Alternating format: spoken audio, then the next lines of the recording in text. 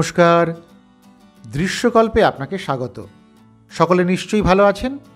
আমি পলাশ মুখোপাধ্যায় যাওয়া এবং খাওয়ার নতুন একটি পর্ব নিয়ে যথারীতি চলে এসেছি আপনাদের কাছে। গত কয়েকটি পর্বে আমরা ছিলাম মুর্শিদাবাদে, ঘুরে দেখেছি অপূর্ব সব জায়গা। ফিরতি পথে এবার দেখে নেব নদিয়ার দুটো বিখ্যাত জায়গা, পলাশী এবং বেথুয়া ডহরি।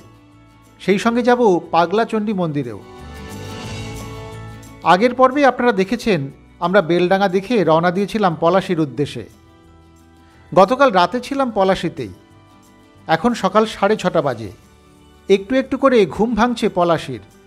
জাতীয় সড়কের ধারে এই হোটেলেই কাল রাতে ছিলাম আমরা। ছোটোখাটো হোটেল, নিচে খাওয়া দাওয়ার ব্যবস্থাও আছে।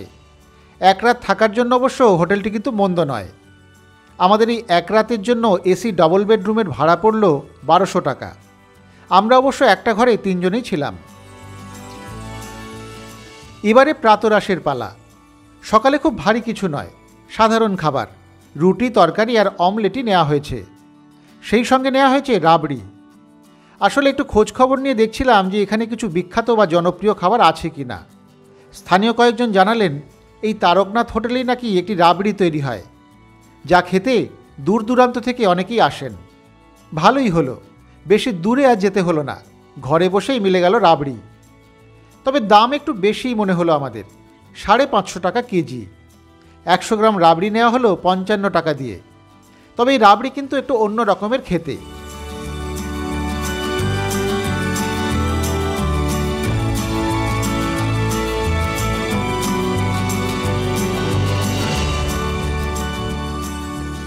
দিনের শুরুটা একটু ছিমছাম খাবার দিয়ে হচ্ছে আমাদের। রুটি তরকারি অমলেট এগুলো তো আছেই, কিন্তু এই পলাশীতে এই তারকনাথ হোটেলের রাবড়ি খুব বিখ্যাত, এই অঞ্চলে জনপ্রিয়। তো আমরা সেটাও কিন্তু নিয়েছি আবার। তো এই রুটি তরকারি তো আর বলার কিছু নেই, কেমন খেতে কী বৃত্তান্ত। রাবড়িটা একটু দেখা যাক। এত ওরা বলছিলেন জনপ্রিয়, আমি আশপাশে খোঁজ নিলাম কয়েকজনের কাছে, ওরা বললেন হ্যাঁ এই দোকানের রাবড়ি নাকি খুব ভালো। রাবড়িটা একটু খাওয়া যাক। এই রাবড়ি কিন্তু আমাদের কলকাতার ওই ধরনের রাবড়ি নয়। এই রাবড়িটা কিন্তু অনেকটা দইয়ের মতো দেখতে। হ্যাঁ, খুব হালকা মিষ্টি, মিষ্টি খুব বেশি নয়। আর রাবড়ি বলতে আমরা যেরকম দুধের স্বরগুলো দেখি সেই ধরনের সলিড কিছু নেই, পুরোটাই এরা ক্ষীরের মতো, ক্ষীর রাবড়ি প্রায়। এই ধরনের রাবড়ি আমরা খেয়েছিলাম, কিন্তু আমরা যখন খড়দহ ভ্রমণ করেছিলাম, আপনাদের পরের পর্বে মনে থাকবে, আগে যারা দেখেছেন, খড়দহে কিন্তু এরকম একটা রাবড়ি আমরা খেয়েছিলাম। তো এই রাবড়িটা এখানে খাচ্ছি, খারাপ না। রাবড়িটার দাম অনেক অবশ্য, প্রায় 550 টাকা কেজি এই রাবড়ি। কিন্তু এই ছোট্ট আমরা একটা 100 গ্রামের প্যাকেট নিয়েছি, তো খারাপ না। এখানে আসলে একবার খাওয়া যায়। কথা আছে না, মধুরেণ সমাপয়েৎ। তো আমাদের মধুরেণের সূচনা হচ্ছে আর কি। সকালবেলা মিষ্টি মুখ দিয়ে শুরু হলো, এইবার তো বেড়ানো শুরু হবে পলাশী এবং অন্যান্য আরও নদীয়ার বেশ কয়েকটি জায়গায় ঘুরে আমরা যাব। তাহলে খাওয়া দাওয়া করে এবার আমরা বেরিয়ে পড়ি।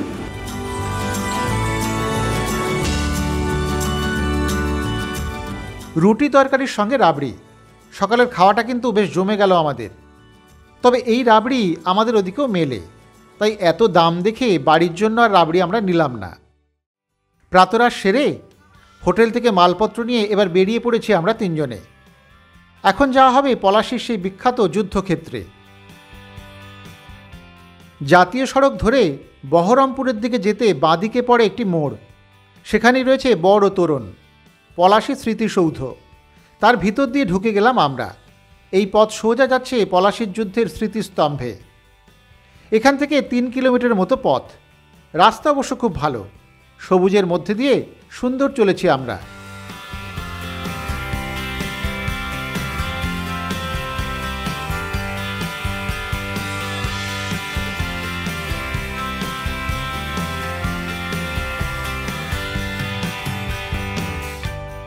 মিনিট 10-এর মধ্যেই এসে গেলাম আমরা। সোজা গিয়েই নজরে পড়ল পলাশীর যুদ্ধক্ষেত্রে নির্মিত সেই ঐতিহাসিক স্মারকস্তম্ভটি। পলাশীর মনুমেন্ট বা পলাশীর স্মৃতিস্তম্ভ হল ঐতিহাসিক পলাশী যুদ্ধ স্মৃতিতে প্রথিত একটি স্মারকস্তম্ভ।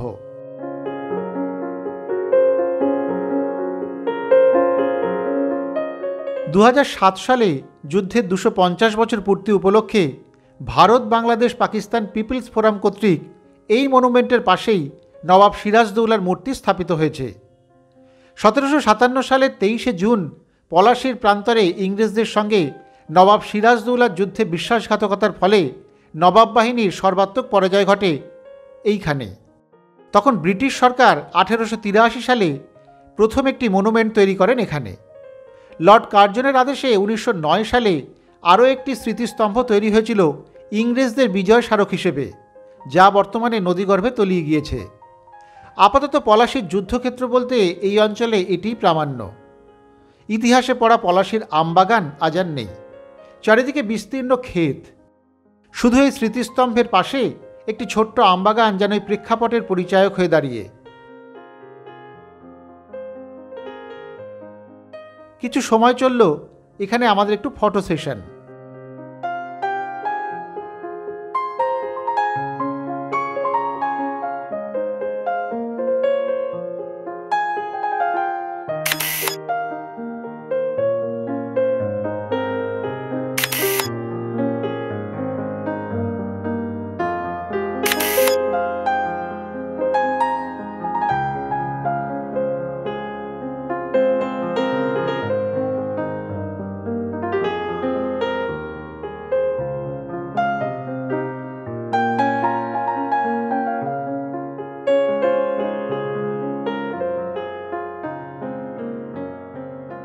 এবারে আমরা চললাম মীর মদনের সমাধি দেখতে। এই মনুমেন্টের পাশ দিয়ে পিছনের দিকে চলে গিয়েছে পায়ে চলা পথ, সেই পথ ধরেই হাঁটতে হবে। শুনলাম এদিকটায় আর গাড়ি যায় না, তবে গাছগাছালির ছায়া ভরা সুন্দর পথ, হাঁটতে ভালোই লাগবে।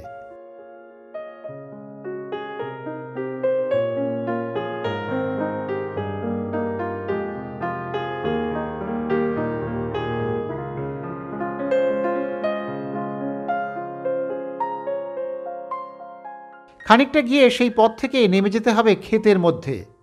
এবারে আলপথ ধরে হাঁটা শুরু। সমাধিক্ষেত্রটি মাঠের মধ্যে বেশ খানিকটা দূরে, তবে চারপাশে নানান ধরনের সবজির ক্ষেত। পরিবেশটা কিন্তু অসাধারণ।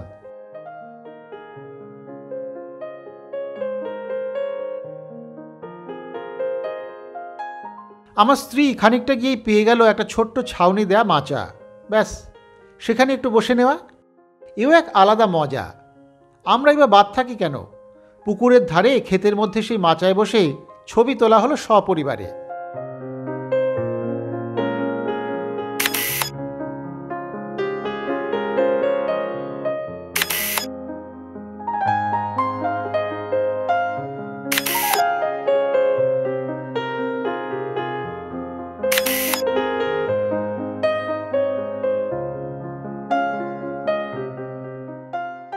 এবারে এখান থেকে আরও একটু হাঁটা, সবুজ মাঠের মধ্যে দিয়ে এগিয়ে চললাম আবার।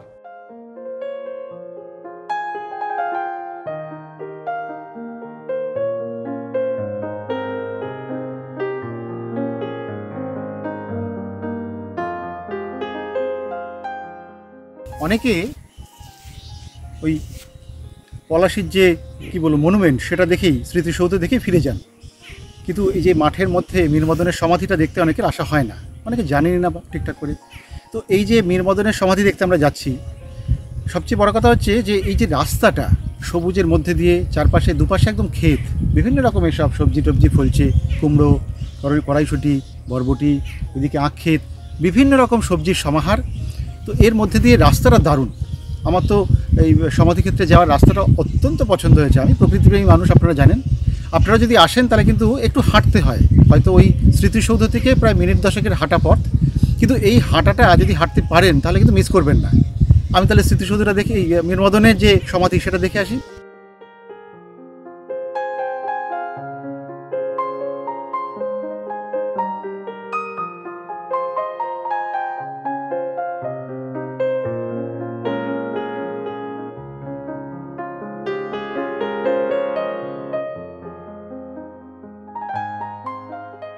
এসে গিয়েছি সবুজের মাঝে থাকা এই সমাধিতে। তবে এখানে এসে বুঝলাম এটিও সমাধি নয়, স্মৃতিস্তম্ভই। পাশাপাশি 3টি স্মারক স্তম্ভ রয়েছে পলাশীর এই প্রান্তরে। গোলন্দাজ বাহিনীর প্রধান মীর মদন, বন্দুকধারী বাহিনীর সেনাপতি বাহাদুর আলী খান এবং গোলন্দাজ বাহিনীর দলপতি নৌবে সিং হাজারিকে শ্রদ্ধা জানিয়ে নির্মিত। তলায় একটা অস্পষ্ট ফলক, তাতে যা লেখা আছে সেগুলি পড়া মুশকিল। তবুও যেটুকু যা পড়া যায় তা থেকে উদ্ধার করা গেল 23শে জুন দুপুর 2টো নাগাদ মীরমদনের নেতৃত্বে তোপ দাগার সময় সেই কামানটি বিস্ফোরিত হয়। সেই বিস্ফোরণেই তারা শহীদ হন। মীরমদনকে অবশ্য গড় দেওয়া হয় পলাশী থেকে প্রায় 5 কিলোমিটার দূরে একটা জায়গায়। এদিকটায় এসে এইটাই লাভ হলো যে অনাবিল প্রকৃতির মাঝে আমরা বেশ কিছুটা সময় কাটাতে পারলাম। জায়গাটা দারুণ, কিন্তু সকলেই খুব খুশি এখানে এসে।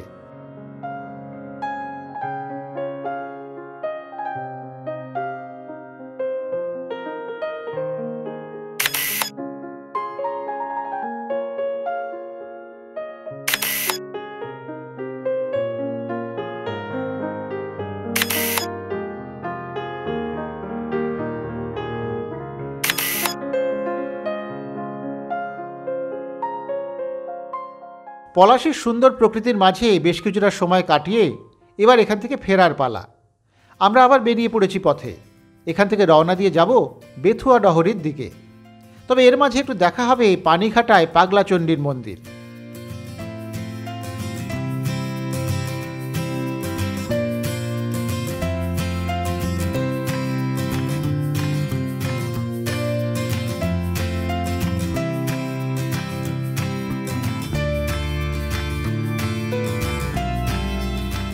পলাশী থেকে রওনা দিয়ে আমরা ধরে নিয়েছি 34 নম্বর জাতীয় সড়ক। এই পথে কলকাতার দিকে যেতে 7 কিলোমিটার গেলেই পড়বে পাগলাচণ্ডী বিলের সেতু। মিনিট 10 পথ। সেটি পার করে এবার নেমে যেতে হবে বাঁ দিকে।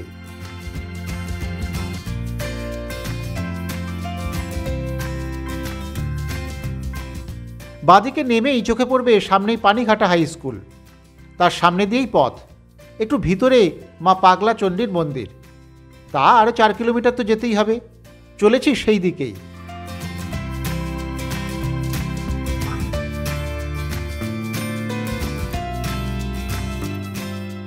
এমনিতেই পথ ভালোই, সুন্দর এসছি। তবে মন্দিরের কাছাকাছি এসে রাস্তাটা একটু বিপজ্জনক হয়ে গেল।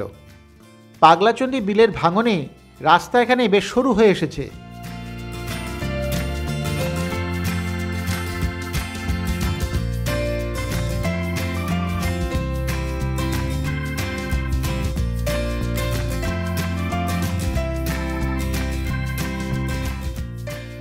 সে যাই হোক, জাতীয় সড়ক ছেড়ে মিনিট 15 চলার পর আমরা চলে এলাম মায়ের মন্দিরের সামনে। এই হলো পাগলাচণ্ডী দেবীর মন্দির। নদিয়া জেলার পাগলাচণ্ডী গ্রামে অবস্থিত সুপ্রাচীন এক শক্তি আরাধনা কেন্দ্র। এই অঞ্চলের প্রতিটি ভক্তের বিশ্বাস এবং আস্থায় দেবী পাগলাচণ্ডীর মাহাত্ম্য এমনভাবে প্রভাব সৃষ্টি করেছে যে দেবীর নামে এই মন্দির ছাড়াও মন্দির সংলগ্ন বিলের নাম, গ্রামের নাম, রেল স্টেশনের নাম, এমনকি ডাকঘরেরও নাম রাখা হয়েছে দেবী পাগলাচণ্ডীর নামানুসারেই। পাগলাচণ্ডী দেবীর মন্দিরের প্রকৃত নির্মাণকাল সম্পর্কে সঠিক তথ্য কারো জানা নেই। জনশ্রুতি অনুসারে পাগলাচণ্ডী রেল স্টেশনের পশ্চিমে অবস্থিত পানিঘাটা গ্রামের পাশ দিয়ে একদা বহমান ভাগীরথীর তীরে এক অশ্বত্থ গাছের নিচে দেবী চণ্ডীর মৃন্ময়ী মূর্তি গড়ে পুজো করতেন পাগল বাবা নামে এক সন্ন্যাসী। তিনি একদিন দেখেন তার প্রতিষ্ঠিত দেবীর বিগ্রহটি নেই। তারপরে বর্তমানে যেখানে মন্দির, শেষ পর্যন্ত সেখানেই জঙ্গলের মধ্যে তিনি দেবীর বিগ্রহ খুঁজে পান। এরপর থেকে সেখানেই দেবীর পুজো শুরু হয়।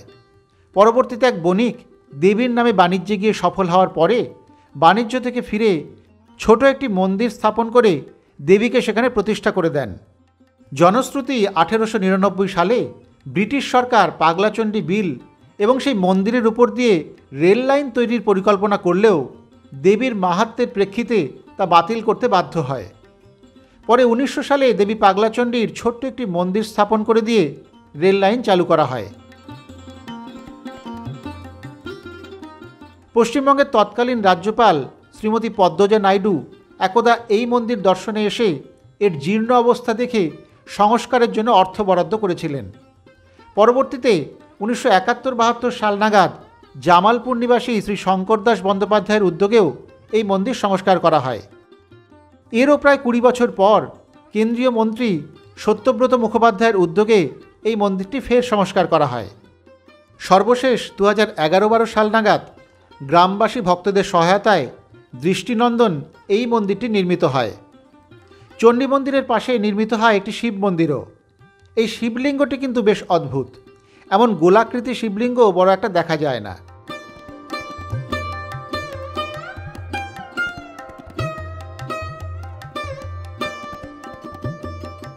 এবার প্রবেশ করা যাক মূল মন্দিরে। ভিতরে আছেন মা পাগলা চণ্ডী। প্রতিদিন সকাল 6টায় মন্দির খোলা হয়। বেলা 12টা-1টার মধ্যেই নিত্য পুজো অনুষ্ঠিত হয়। প্রত্যেক শনি এবং মঙ্গলবার বিশেষ পুজো হয়। এই দুদিন জেলেরা এই বিলে জাল ফেলা বন্ধ রেখে মায়ের পুজোয় অংশ নেয়। পয়লা বৈশাখ, পয়লা জানুয়ারি এবং বৈশাখ মাসের শেষ মঙ্গলবার হয় বিশেষ পুজো। বৈশাখ মাসের শেষ মঙ্গলবার ভক্তদের ভিড়ে মন্দির প্রাঙ্গণ উপচে পড়ে।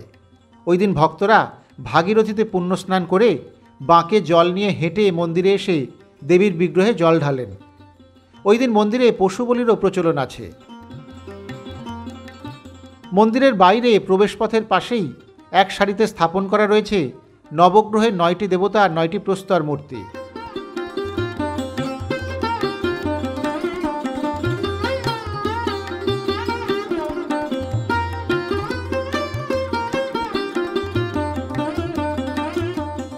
দেবী পাগলাচণ্ডীকে ঘিরে এই এলাকায় ছড়িয়ে পড়েছে অজস্র অলৌকিক কাহিনী।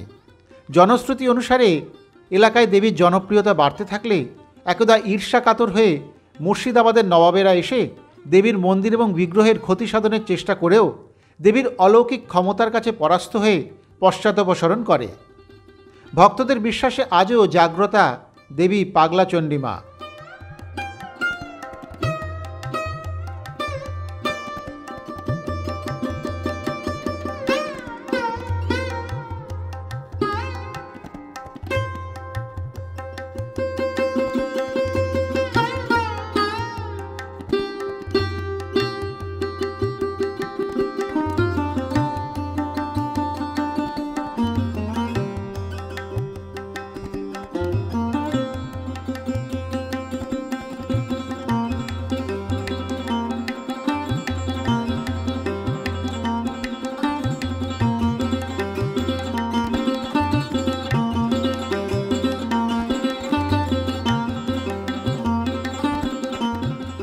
এবারে রওনা দিলাম এখান থেকে।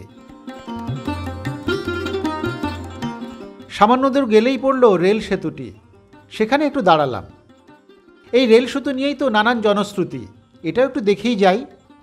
1899 সালে ব্রিটিশরা এই অঞ্চল দিয়ে রেলপথ তৈরির চেষ্টা করেও দেবীর মাহাত্ম্যে তারা মন্দির নির্মাণ করে দিয়ে অনেক দূর দিয়ে এই রেলপথের পরিকল্পনা করে এবং দেবীর নামেই স্টেশনের নামকরণ হয়।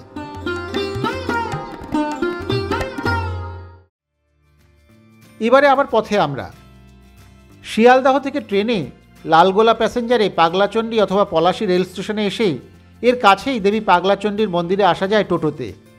কলকাতা থেকে বাসেও আসা যায়। সেক্ষেত্রে পানিঘাটা নেমে টোটোতে চড়ে আসতে হয় মন্দির প্রাঙ্গণে। আবার পানিঘাটে এসে গিয়েছি আমরা, ধরে নিয়েছি জাতীয় সড়ক। এবারে যাব বেথুয়াডহরি অভয়ারণ্যে। এখান থেকে 25 কিলোমিটারের মতো রাস্তা। এই আধ ঘন্টা মতো লাগবে বলছে গুগল।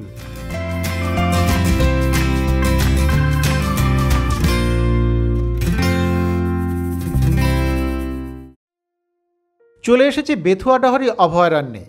বড় রাস্তার ধারেই অভয়ারণ্যের প্রবেশপথ। এখানে টিকিট কেটে প্রবেশ করতে হয়। টিকিটের দাম জনপ্রতি 100 টাকা। এটা আমার একটু বেশি মনে হলো। এই অভয়ারণ্যে প্রবেশের জন্য 100 টাকাটা বেশ বাড়াবাড়ি। তবে বন বিভাগ এখন প্রায় সব জায়গাতেই টিকিটের দাম এমন আকাশ ছোঁয়া করে দিয়েছে। এখানেও ব্যতিক্রম নয়। ভিতরে পার্কিং আছে, সেখানে গাড়ি রাখতে পারেন। তবে বেসরকারি পার্কিংয়ে গাড়ি রাখলে তার অর্ধেক টাকা লাগে। আমরাও বাইরেই বেসরকারি পার্কিংয়ে গাড়ি রেখেছি। ভিতরে ঢুকেই ডান দিকে আছে 2টি কটেজ। এখানেই রাত্রিবাস করা যায়। তবে গুগল রিভিউ খুব ভালো না থাকায় এবং বুকিং নিয়ে একটু সংশয় হওয়ায় আমরা কিন্তু এখানে থাকিনি। আপনারা চাইলে এখানে থাকতেই পারেন। বেথুয়া একটি শাকের নাম, আর ডহরি মানে জলাশয়। এই শাকেরই জলাভূমি ছিল বেথুয়া ডহরি। নামকরণ হয় সেখান থেকেই।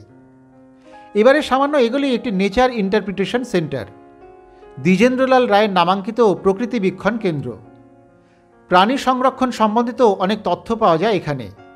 এই নেচার ইন্টারপ্রিটেশন সেন্টারে সযত্নে রাখা আছে নানান প্রজাতির প্রজাপতি থেকে পাখি, সাপ, বাঘ, সিংহ প্রভৃতি বিভিন্ন পশু পাখির রঙিন ছবি। এছাড়াও আছে আরও অনেক কিছুই। চলুন না এক ঝলক দেখে নিই সেগুলো।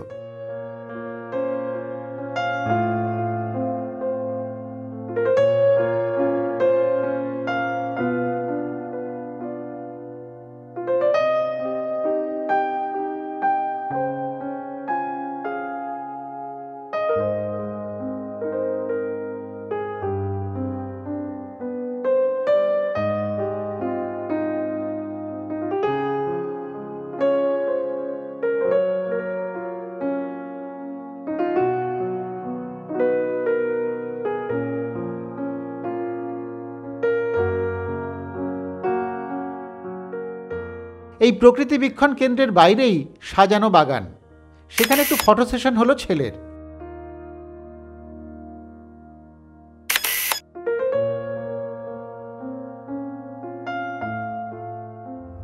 এবারে আমাদের জঙ্গল দর্শনের পালা।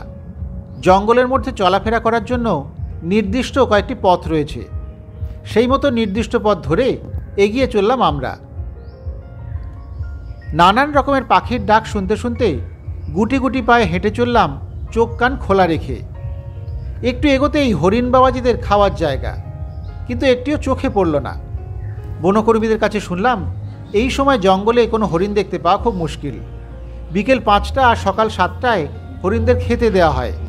সেই সময় বনে ঘুরলে হরিণদের দেখা পেতেই পারেন, তবে সেটা সম্ভব শুধুমাত্র এই অভয়ারণ্যের ভেতরে থাকলেই। তবে এখানে শাল, সেগুন, পিয়াল, তমাল, মেহগনি, অর্জুন আর নাগকেশর গাছ আর হরেক প্রজাতির গুল্ম মিলে সবুজ করে দেবে আপনার অবসর যাপন। জানা অজানা হরেক প্রজাতির পাখির ডাক ভুলিয়ে দেবে আপনার শহুরে সত্তাকে। বিপন্ন পশু এবং পাখিদের নিরাপদ আশ্রয়ের জন্য প্রায় 4 দশক আগে তৈরি হয়েছিল এই বেথুয়া ডহরি অভয়ারণ্য। 167 হেক্টর সবুজ এলাকা জুড়ে এখানে সোনাজঙ্গা, চিতল হরিণ, ময়ূর, মুনিয়া, চন্দনাদের রাজত্ব। অরণ্যে ঢুকলে বোঝা যায় এখানকার বাসিন্দাদের তালিকাটা আরও লম্বা। পাইথন, কচ্ছপ, ঘড়িয়াল মিলেমিশে রয়েছে সবাই। সুন্দরবনের আয়লার সময় বিপন্ন হয়ে পড়া বিরল প্রজাতির সারস সোনাজঙ্ঘাও আশ্রয় পেয়েছে এখানে। তবে দৈত্যাকৃতির পাইথন কিংবা শান্ত চিতল হরিণই বেথুয়া ডহরির মূল আকর্ষণ।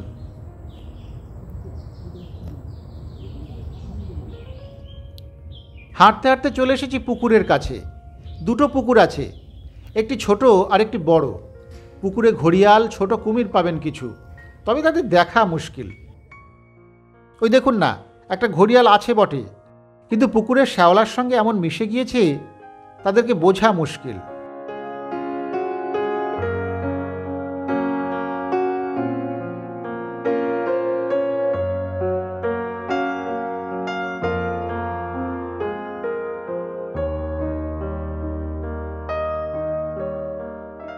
এমনিতে হাঁটতে আমাদের ভালোই লাগছিল। আলো আঁধারির মাঝে ঘন সবুজের আবহে এমন নিরিবিলি হাঁটা তো হয় না সাধারণত। তাই সকলেই প্রাণ ভরে উপভোগ করছিলাম প্রকৃতির রূপ, রস এবং গন্ধ। মাঝে মধ্যে খুব উদ্গ্রীব হয়ে চেয়েও দেখছিলাম যদি কোনো হরিণ আমাদের চকিত চাহনিতে ধরা পড়ে।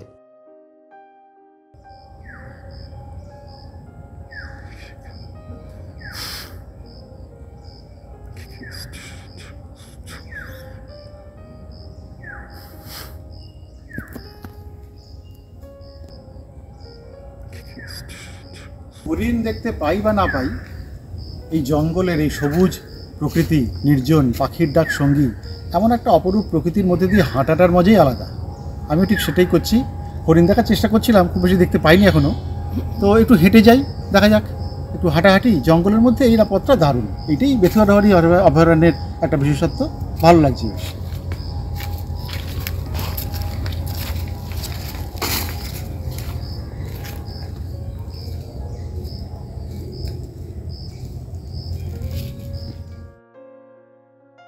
কিন্তু না হরিণের দেখা পেলাম, না পেলাম ময়াল বা সমগোত্রীয় কারোর। ময়ালের পাড়ায় এসেও তাদের কোনো সাড়া শব্দই নেই। একটু হতাশই হলাম, তবুও জঙ্গলে হাঁটা তৃপ্তি আলাদা।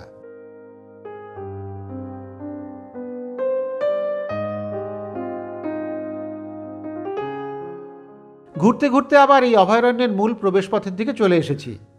এখানে চিড়িয়াখানার মতো করে বেশ কিছু পাখি রাখা আছে, আছে বেশ কিছু ময়ূরও। দেখা হলো তাদের সঙ্গেও।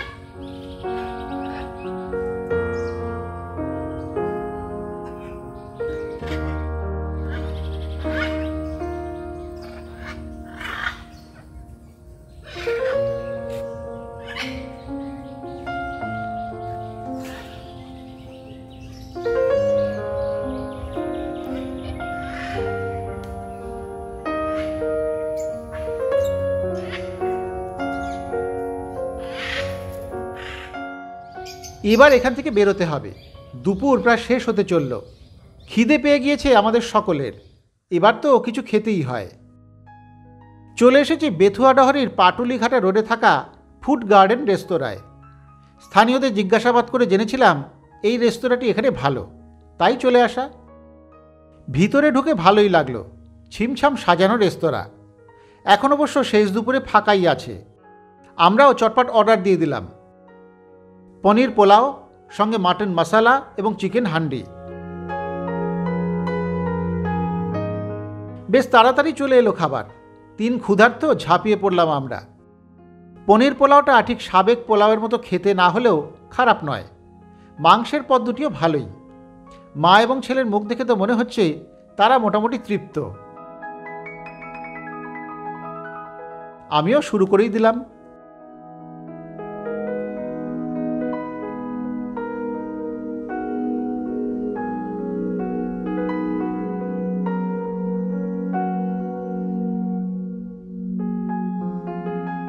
এই রেস্তোরাঁর পিছনের পরিবেশটা বেশ ভালো। আমরা গরমের জন্য ভিতরে বসে খেয়েছিলাম বটে, কিন্তু বাইরে এই সবুজের মাঝে খাবারের ব্যবস্থাটাও আমার খুব পছন্দ হয়েছে। বেশ পরিচ্ছন্ন এবং সুন্দর আবহ।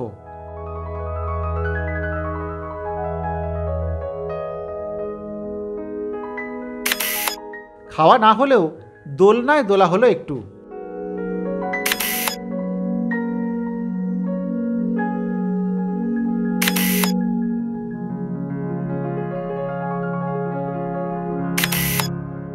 এইসব করতে করতেই বিকেল হয়ে গিয়েছে। এবারে আমাদের আবার বেরোতে হবে।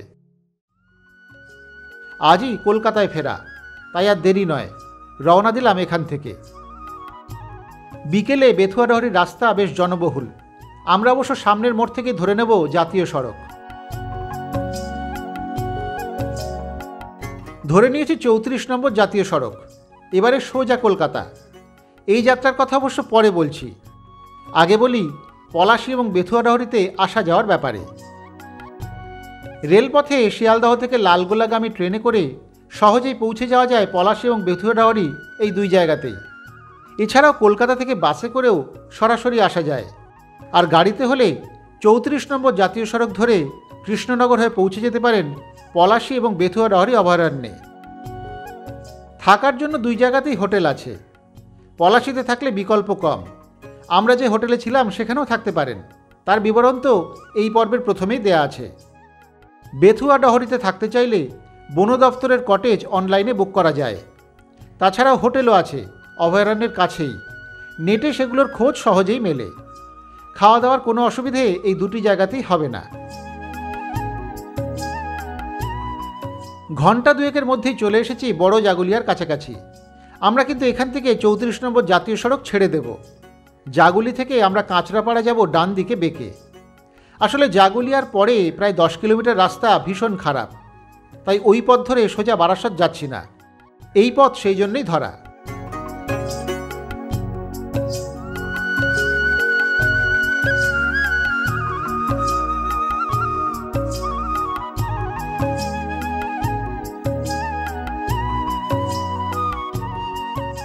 মিনিট 20 পরে কাঁচরাপাড়া থেকে ধরে নিয়েছি কল্যাণী এক্সপ্রেসওয়ে।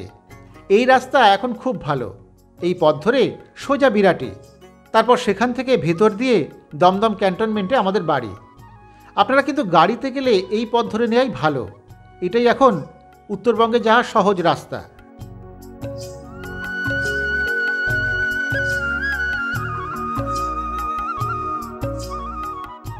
আজ তাহলে এখানেই শেষ করি। মুর্শিদাবাদ এবং ছোট্ট করে নদিয়ার সামান্য অংশ ভ্রমণ কিন্তু খুব ভালোই হলো। আমরা খুব আনন্দ করেছি, উপভোগ করেছি। সামনের পর্বে আবার আমরা ফিরে আসব কলকাতার কাছাকাছি কোনো নতুন এবং দারুণ জায়গায় বেড়ানো নিয়ে। ততক্ষণ সকলেই ভালো থাকুন, সুস্থ থাকুন, এভাবেই দেখতে থাকুন দৃশ্যকল্পের ইউটিউব চ্যানেল।